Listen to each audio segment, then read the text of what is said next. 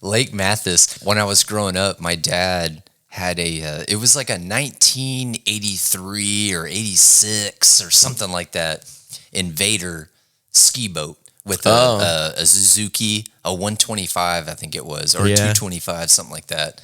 But it had a Suzuki outboard motor on the back, and it was just like a ski boat. You take your family out, you go skiing, kneeboarding. It's got the little like ball hitch on top. You hook the rope to, or maybe on the back. We didn't have that, but it was like on the back. Okay, it had like the V, like the V shape, like line. Yeah. Okay, So we had that, and then man, like in the summertime, like every other weekend, we would go out to Lake Mathis and we would take the boat. And then starting out, we were tent camping. We would tent camp, and then we would take the boat. And then we always did like the tubes, the blow up tubes. Pull the tubes behind the boat and everything. We did that. And then my parents eventually upgraded to pop-up campers. And then they upgraded to an electric pop-up camper where we had air conditioning. Well, we had air conditioning. Oh, okay, okay. Yeah, you still hand cranked, but it was air conditioned. Yeah. And then they upgraded to, it just progressed. Yeah. It just kept going and going and going. Yeah. And now they have like the biggest like thing that you can think of. And I became tent trash. Yeah. And so during that progression, we would always go camping on Lake Mathis. And we had the boat, the Invader, and I loved just being out on the water, being like skiing. Yeah. I remember sitting in the water, being behind the boat, and then it's like you're hanging on to the ski rope, and then like your parents are like, "Okay, you ready?" I'm like, "Yeah, I'm ready." And then they gun it, and then the boat goes, and then you're like, "Oh, you gotta you gotta ski, you gotta figure it out." Yeah. And it's just one of those things that's like there's a lot of like growth that kind of happens, like being on a lake, and like it really is. It's like it's a big part of like growing up. Yeah. And so we would do the Lake Mathis thing, and then we started doing every Memorial Day weekend. So we would do family like reunions every year, and it would be at Lake Mathis. Yeah. It was like, hey, like I guess my dad kind of started it. Like it would be like, hey, like come down and we'll all like camp. Like all the family was kind of into camping at the time and things. And I had a few uncles that were that had bass boats, like bass tracker boats, and I guess that's all they really had was just like kind of bass fishing boats. Like I had a couple uncles that were like really into fishing, and they would bring their boats down. And this kind of went on for like a few years. We would do like little family reunions down at the lake and do camping and things like that, and go boating. And I would go on my my uncle's like bass tracker boat, and I just remember how different being on my dad's ski boat, how different it was being on like a bass boat. Yeah. That was like the first time I ever experienced being on like a different boat. And then one year, my uncle showed up on his, I believe it was a Tanzer 16, a sailboat. I could be wrong about the type of sailboat it was, but he showed up with that thing, and that was something different. Just sparked that interest. Dude, it was something different. Like there's no motor. Yeah. It floats in the water like it's a boat. I like boats. And I just never experienced a sailboat before. Yeah. I knew about them, I knew of them, just never experienced one before. And so my brought out his sailboat, and just like all of my uncles, they were all very open-armed. Like they wanted to take their nephews. Like they want that was like the cool thing. Yeah, I was a cool uncle. I'm gonna bring my nephew out on my boat. Yeah, and so like he would take me and like all my other cousins. He would take us out on the boat and like show us what a tack was or a jive. Yeah, and what the jib sheet and all these things were, and you're probably like, what is this? Yeah, like, the only thing I know about any of this is what you've told me. But no, I'm like, he's telling me all these like selling lingo or whatever. Yeah. And I'm I'm learning something completely new about the wind, and like I never knew any of this being on the water. I just was on a ski boat. That's my experience. Yeah. And Full throttle, let's go. Yeah. And then being on this, and then we eventually we had like jet skis and Bandit, go outside. Dogs. yeah, the dogs coming in. We had a jet ski at one point too, so I had like experience riding a jet ski. And sidetrack really quick. When I was 15, you have to be 16 years old to ride a jet ski by yourself. I was either 14 or 15, but I took a boater's safety course with my dad. Yeah. He did it with me, and I think he did it just to like help encourage me to do it. Yeah.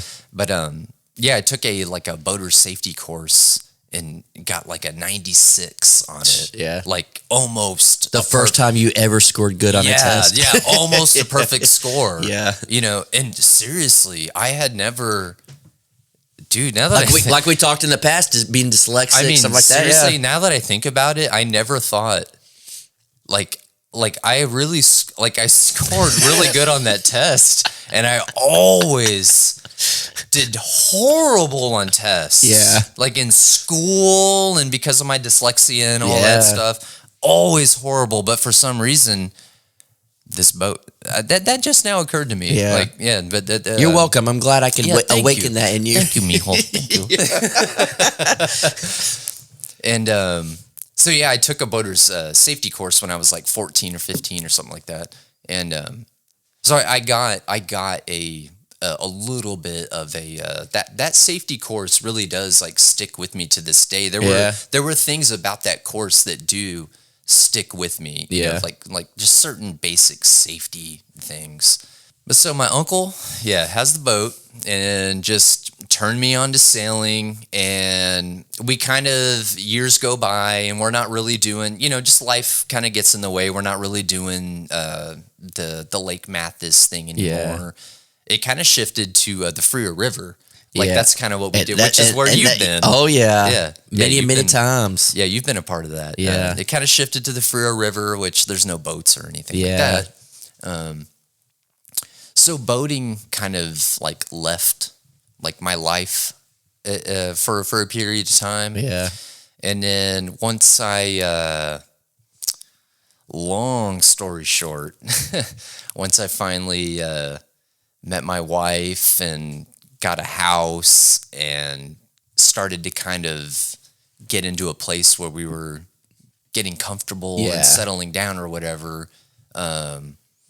I started thinking like, I want to get a boat, and COVID was kind of was around at the time, so a lot of places were shut down. There wasn't the gym that I was going to at the time. Like I'm really big on like yoga and jujitsu and stuff, and the gym that I was going to at the time had shut down. So I was kind of left with just my normal 9-to-5 job and not having anything going on. And so I think I started watching. I'll always watch YouTube, but there was the YouTube algorithm or whatever, just whatever it is, put a sailing channel into my feed, and it just made me realize like, oh, dude, get a boat. Yeah, like get a boat. Like get a sailboat. Like you don't need to spend, because a ski boat, a motorboat, it's get pricey. It's a couple thousand. You know, you're getting into like 5,000-6,000. And that's on the like used. Yeah, I was gonna say that's cheap. Yeah, cheap used. Yeah. But sailing a sailboat is very affordable. I got Thunder Road for under $1,000. That's crazy. With the motor. That's crazy. It didn't work. Yeah. And the motor is 57 years old. And it didn't run. Yeah. I got it running. But yeah, it was just it was a thing where I knew, okay, this is COVID. It sucks, it presented what it presented. Yeah. So I have to make the best of this what is going on, and I want a sailboat and I want to start going sailing. Yeah. And it's because of my uncle and because my parents taking me out on the lake all the time. And I always just want to be, I just love being on the water. Yeah. I don't know what it is. Well, it's like when we were living in the same area, we got kayaks and we thought that was freedom. And we talked you into getting a kayak. We're like, you gotta go fishing, and that was freedom. I couldn't even imagine going further out. You know what I mean? We were stuck right on the coast because we had the kayaks. But for you to get a boat and to be able to go out and do stuff, that's interesting because we got those kayaks and we would kayak around. The Sneaky Pete's marina. They're in Louisville, Louisville Lake. I think it's called Eagle Landing? No, Eagle Landing. It's a Tower Bay. It's a Tower Bay. Yeah, the marina right there. Yeah. And we would kayak around there and just... I'm stuck. I would think, man, this is so cool. Yeah. We're actually out on the water, and I missed it. Yeah. I missed being out there, just being out there for that time, that short period of time when we got those little kayaks. Yeah. I was like, man, I need to do this. I need to be out here doing this. And it took a few years to finally get there. Yeah. But once when I finally launched the boat at that boat ramp where we had kayaked all the time. Talk about full circle. And I was motoring out, raising the sails, and just getting out in the middle of Lake Louisville. Lake Louisville's it's a big open area it's lake. Huge. Yeah. It doesn't have a whole lot of little creeks and crevices or anything. It's just big. It's big. Yeah. Yeah. Once you get out there in a boat, in a sailboat, in a 19-foot sailboat, dude. Yeah, that's a little dot on the map in that lake. Yeah. And when the wind's a howling, boy, you get moving. When you got the white caps going over, when you're on a lake and you see white caps, the wind is at least 15 to 20 knots. Yeah. Which is, it's getting close to time to reef.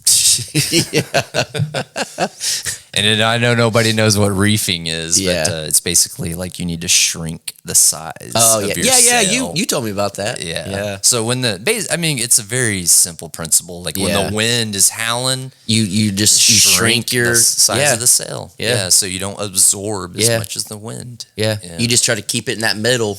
Mm-hmm. You try to well, so I have a question. You backed this sucker into your driveway, and it's yours now. Yeah. There ain't no going back. Mm-hmm. Did your wife come out and look at it and be like, what did you just waste our money on? No, maybe she was thinking that. But she didn't tell you that? But I told her. You already knew the vision. I didn't really care. No offense, but... She just didn't understand. She just didn't understand, I knew she was going to eventually understand whatever she had to say about it at the time, which I don't think she did. She didn't, but I was ready to be no, you don't understand. I'm going to work on this. I'm going to build it up. I'm super excited about this. Yeah. When I saw that boat in a picture, and when you see things in pictures, it's they'll make it look the best it can. Yeah. It's going to be worse when you get there. But this is a Facebook marketplace picture, so they're not trying to... Yeah, it's not professional photos. Yeah, they're just trying to show it, Yeah. But man, when I saw it, I just... the reason I named it Thunder Road is because I saw it in the pictures. I named the boat before I even physically saw it. Swear. Dang. I named it when I saw it in the photo. I was like, I'm going to name that boat Thunder Road. Just like in the movie Explorers. Interesting. Starring Ethan Hawke and River Phoenix. You didn't even go get it yet. You didn't even go look at it. And something about seeing it made me think of that movie that just was a childhood... loved that movie. It was like the Goonies, or if you've never seen Explorers, it's a classic. Yeah, it's classic. Oh man, I love that movie. And I mean, it's all space exploration. Yeah. These kids, they build a spaceship in their basement. Yeah. And they fly it off. And oh, dude, Explorers 1986, I think it came out. Speaking of that movie, another movie. Do you remember what was it like? Captain Rob or Captain or Uncle Captain Rob? Ron. Yeah, Captain Ron. I watched that again not long ago, and I was just like, wow. But like, wasn't that whole thing about like a sailboat, and they bought it and they fixed it, but they hired like a captain to like take them out on it? Like charters it. Yeah, he would take them out or something. Yeah, takes families out. Yeah, but they had to fix the boat up before they could take it out. Yeah, which is a big. That's a big part of like sailing and kind of understanding it. Yeah, being like, a part of it. Yeah, there is something about buying an old broken down sailboat. It has to be a sailboat. Yeah. And fixing it up and getting it out on the water and just accomplishing it. Yeah. Like, I did this. I got this boat off the ground. And it's floating. And it's doing it. And it's the wind is pushing it. Yeah. That's crazy. So it's like I'm working on a project, it's kind of behind the scenes. I'm doing it in a way that like I think people would be like, there's better ways to do that. You could do this, just easier. But I'm touching every piece of it. And I'm literally like I'm doing the manual labor on it. Mm-hmm. And I started thinking like I know there's a better way to do it. I can go buy a different thing to do, a tool, and make it easier, this and that. But it's like, I enjoy the fact that like, literally I'm touching every inch of this piece. And I know where like, even visually you wouldn't think about it, but the fact that you had to touch it, you now know, okay, it's a little thing here, mm-hmm. I need to do this, but you wouldn't think about it. Mm-hmm. So with the boat, because again, I'm ignorant when it comes to boat stuff. I don't know anything about it, but I can only imagine, say if you're doing like fiberglass work, you got to do this. Now you know every little piece of that, and you know where like the weak parts of the boat are, the strong parts of the boat. You have to get like certain rudders and this and that, and like. But the fact that you're hands on and you didn't buy a brand new boat. You know that machine, like you know that project now more than if you went and bought a brand new piece of equipment. Exactly. I am really getting to know the boat. Yeah, like I knew where you were getting with that. I was like, dude, I am like I'm building a relationship with this boat. Yeah. I really am. I'm getting to know her. Yeah. But yeah, you really like, it's like me building a tiny house. People are like, why don't you just buy one? I know if something goes wrong with electric, I know where all the electric is. I know where the plumbing is. I know where all that stuff. And the same thing with your boat. I was watching from an outside perspective. I was trying to think, like, as you're talking, I was like, when was the first time I knew you got the boat? I couldn't remember if it was like maybe a Facebook post or maybe you text me or maybe it was like, hey, I started a YouTube channel. I don't remember the exact time that I found out you were doing it. But I remember at one point you were starting to put like solar or you put like a panel and then you were messing with like the wires and stuff. I just remember thinking on my side, like, hell yeah. Like you're in there, you're doing every little thing. And like, that means maybe to the average person, not much, but to me that I know I'm a very hands-on person. I've built stuff from the ground up. I've done stuff like that. That means a lot to see that. Like you went in and you were diving deep and then like, again, I'm ignorant to this. I don't know, but you did like I don't know what it is, like a live well or something. You redid like a whole like thing where you put stuff in and like where water couldn't get in. Like maybe you had your backpack and I think the backpack was getting wet. You had to put a whole new door, like a little latch. Oh, the hatch, hatch cover. You had to put and you had to like cut. You had to do a whole new thing. Yeah. And I'm watching you, and I've known you forever, and stuff like that. And I'm watching. I'm like, I wonder how he's gonna do this. And then you did it, and at the end, it looked professional. And I was like, holy cow! Like, look, I saw it from the get go of the video. Yeah. And then at the end, it had a whole new latch and everything. And you're like, yeah, I would put my backpack in there, but water would get in. I put a new thing on there and stuff. Like, that's freaking awesome. You know what I mean? Like, that's, now you know that, like, okay, that's good. Mm-hmm. I did that. I fixed that. Or if something goes wrong, I know how to fix that. Like, you are literally touching every little piece and doing this and that. Like, Were you terrified to get into that type of stuff? No, not at all. Really? And no, I You were just too excited? I love doing that Yeah. stuff. And the hatch, those hats, the seat, their seat hatches, what you're talking about. Yeah, They're in the cockpit area over the seats. There's a couple of like little like compartments. Yeah. And hatches. I guess I said hatch. Yeah, hatch. yeah. And so yeah, they're just little compartments, and they were just boards with like holes that you just stuck your finger through, and just an lifted old them school. up. Yeah. And my thought was, if I ever tump the boat over, like this, this is gonna fill up with water very fast. Yeah. And everything's gonna come out. And so to me, it's like safety feature. Yeah. And it would help if the boat tumped over. It would help, Like an air pocket. air. Yeah, there's air in those like cabin, in those like cockpit seats. So it is airtight. I don't know if it's like Is it supposed to be airtight? I believe if you flip the boat, it's supposed to still float. Okay, or at least give you some time to figure something out. Yeah, give you some time to figure something out. Yeah.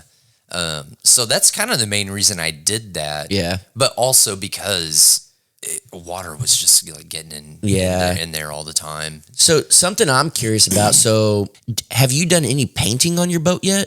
Yeah, I painted my boat with a white boat paint. Okay.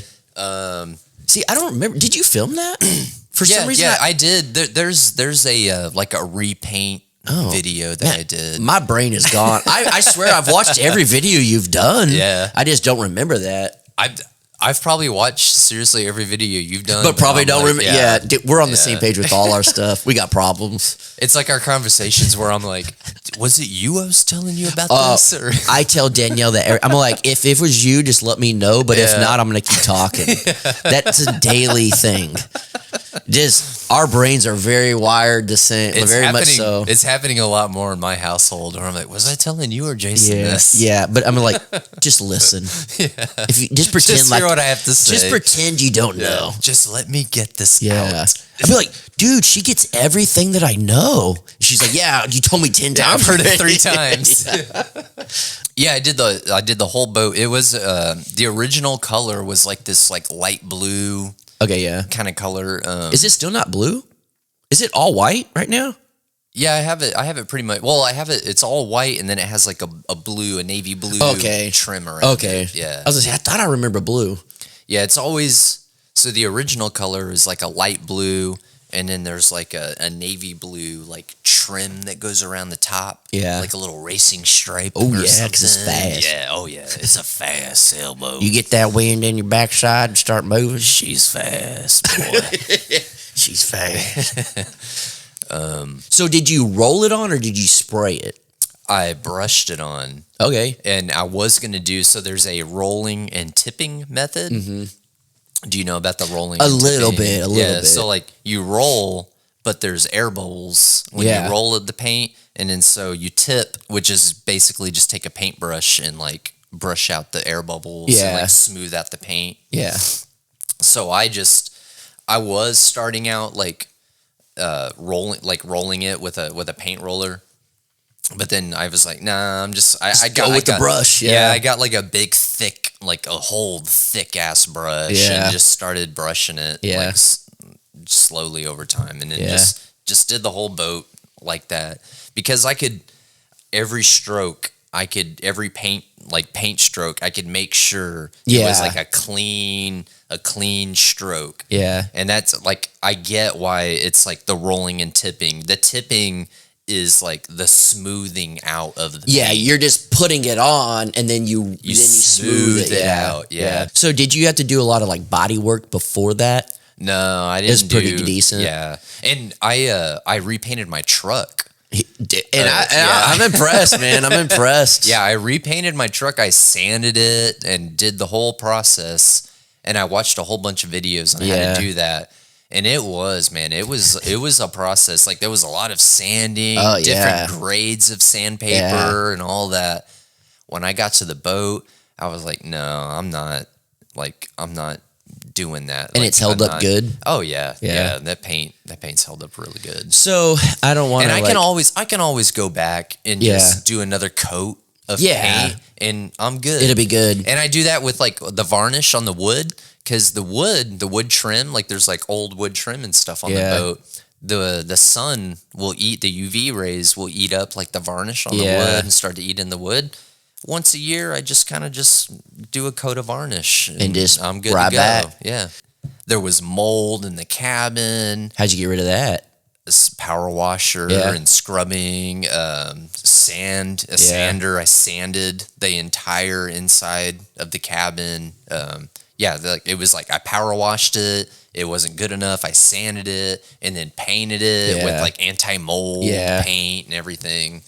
And then I painted the bottom of the boat. Like the bottom of the boat had this anti-fouling paint, which is it's a kind of paint where like how like barnacles and things will attach to the bottom of like boats. Kind of keeps it from doing that. Yeah, the paint slowly like flakes off, so the barnacles can't like stick to the boat. That's very interesting. But it's bad for the environment because boats are like putting off this like paint chemical.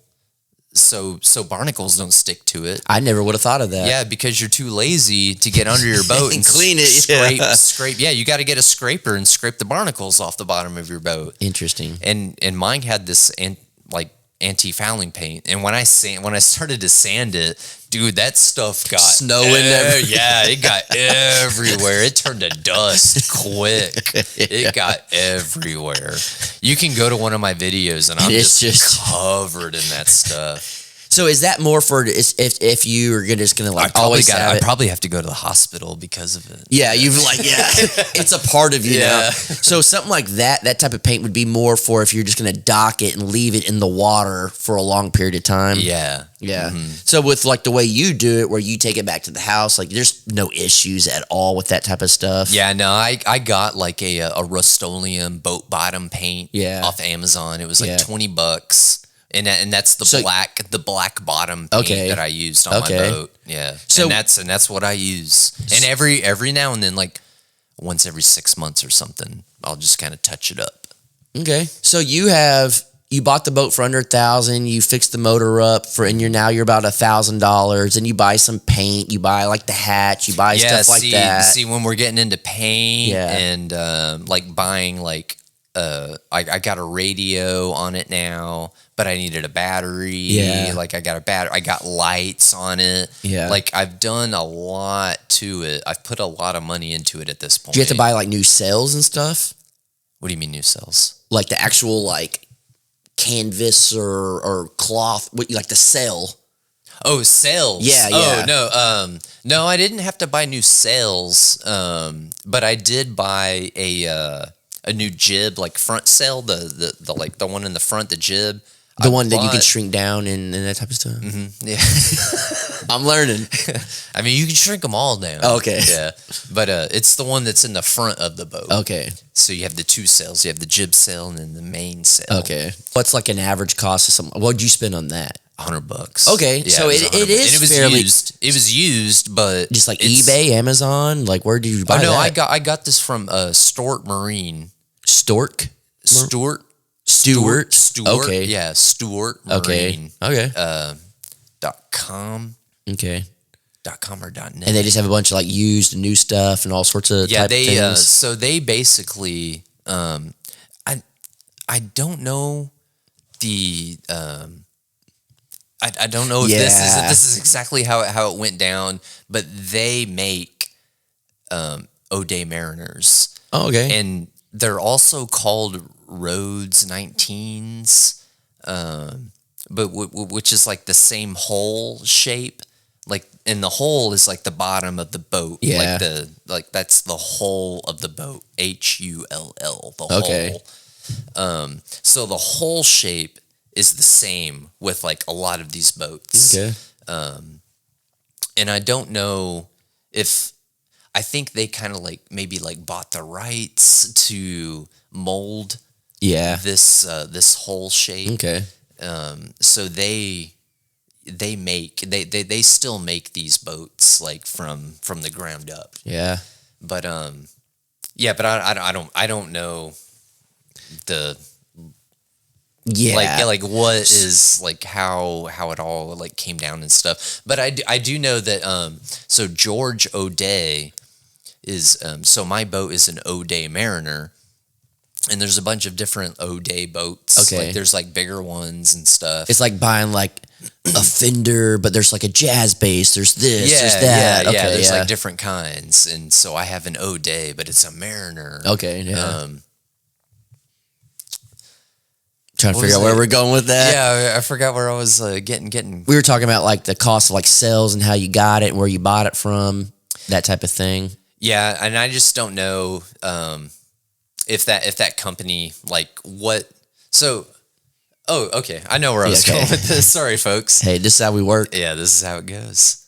So George O'Day teamed up with Philip Rhodes, I believe was his name back in the day. And Philip Rhodes was the original designer of the O'Day Mariner hull. Okay.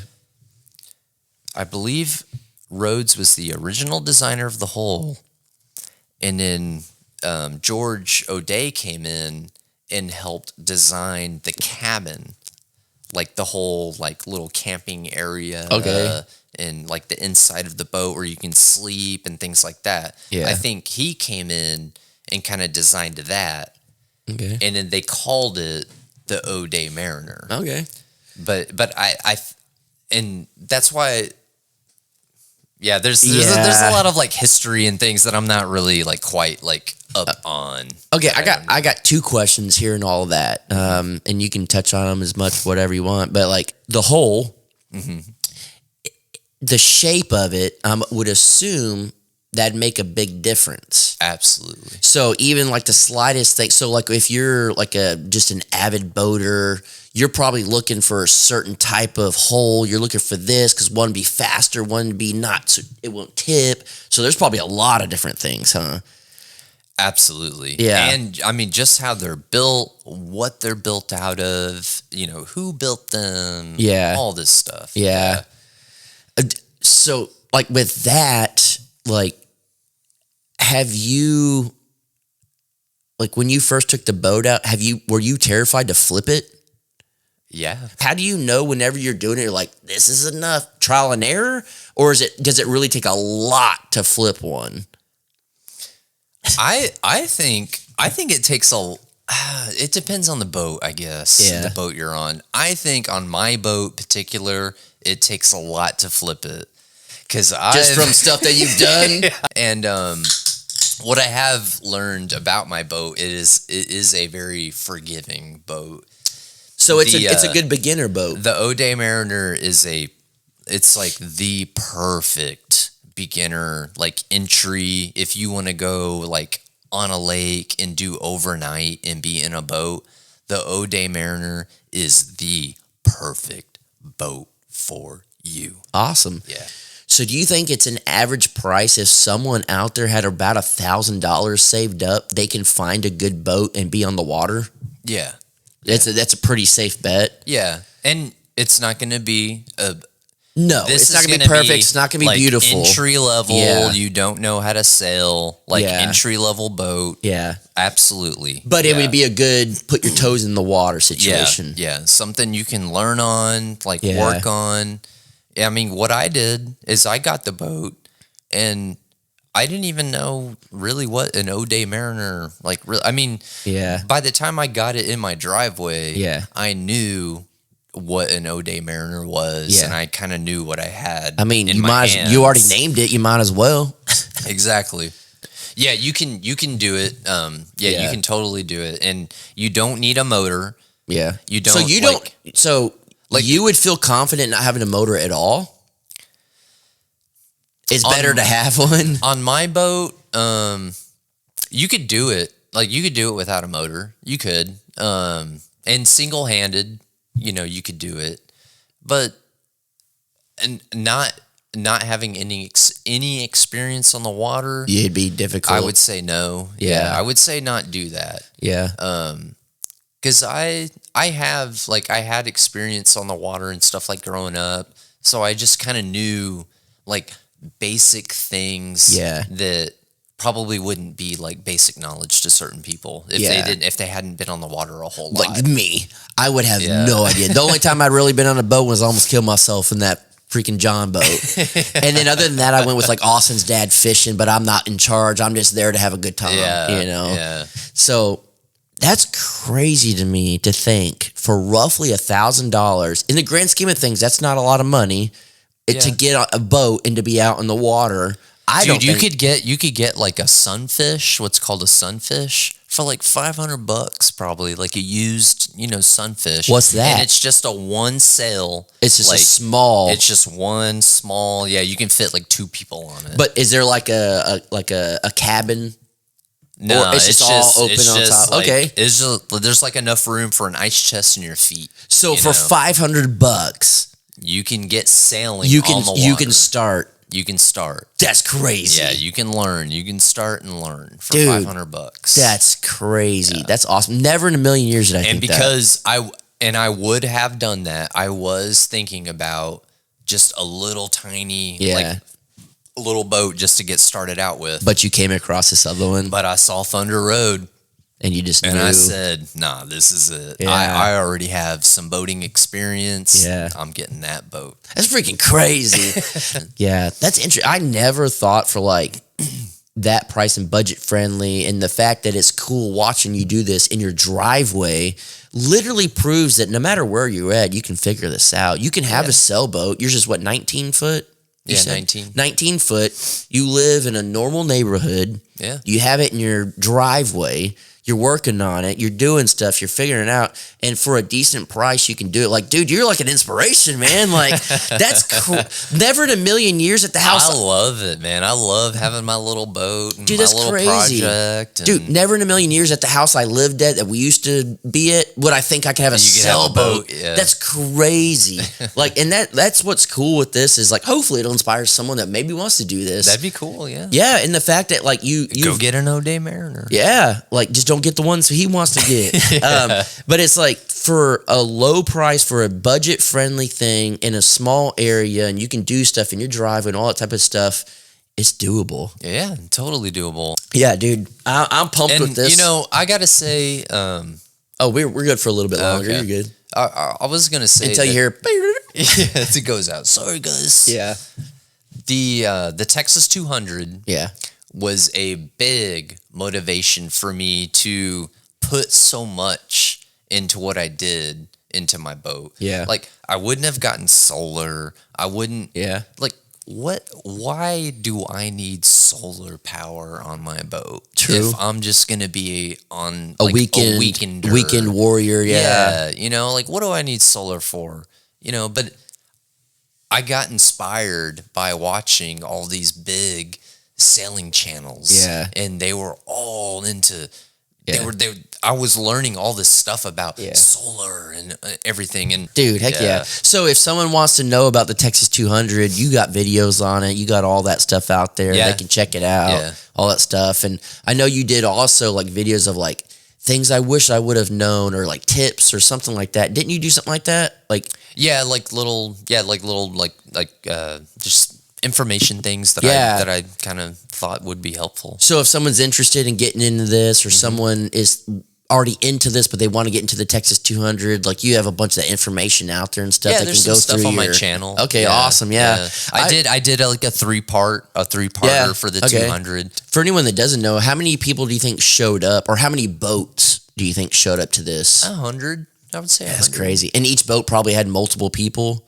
For the most part, or was there a lot of like solo people? There was a lot. Yeah. There was, I would say 50-50, like half solo, half with crew. Yeah. Family and stuff. So it's a big mixed bag. Like you got guys out there that's done it forever. That are just been doing it forever. They're on a wooden boat that they built in their garage like that year. And they're like, hey, I'm going for it. That's crazy. I'm taking this boat out. Yeah. Or it's a boat that they built a few years ago or something. Yeah. And they're taking this boat out. Yeah. And then you got people that are just starting. Yeah, just starting. Yeah. That's how I was. That was my, I just started and Dude, it's so much fun. Yeah. I mean, and just seeing all the different like sailors and people's like stories. Yeah. And how what people get out of it. You know, everybody gets something a little different out of it. Were you like the young gun, age wise? Yeah, I was in like the younger age group. Yeah. So when you got there, I'm sure you were probably a little nervous with everything, stuff like that. Like, did you feel like you were very welcomed into the group? Absolutely. Yeah. Yeah, absolutely. Yeah, it's a very like open arms, like warm, it's just welcoming a good community. Yeah. Yeah, I was like nervous like showing up at first because it is it's not. It's just kind of, you just kind of show up and hope that everybody else is there. Yeah. Kind of thing. Yeah. You know? And then when you show up and you start seeing people, all these different boats and stuff, it's like, it starts coming to life and you start realizing, oh, this is like real. Like, everybody is coming here to participate in this thing and be a part of this. And we're all like sharing this together. Yeah. And it's awesome, man. Yeah. It's just so cool. And everybody is just, it's a great place to be. and they want to help. Like-minded. If you're in trouble, they're going to help you, you know, but don't be that guy or girl that's going to go out there and not know what you're doing and get yourself into trouble. Yeah. Know what you're doing. Like try to have some knowledge with it. You need to have like some sailing knowledge and know how to like read charts, and it's not for the faint of heart. I guess I would say, you know, it's a challenge. Yeah. So I don't remember in the moment the guy's name, the YouTube channel that you're like, oh hey, Zagaro. Is that who it was? Oh no, Ziggy. Yeah, Ziggy Lavengood. Yeah. So what would it mean? Ziggy. Yeah. What would it meuld mean to you?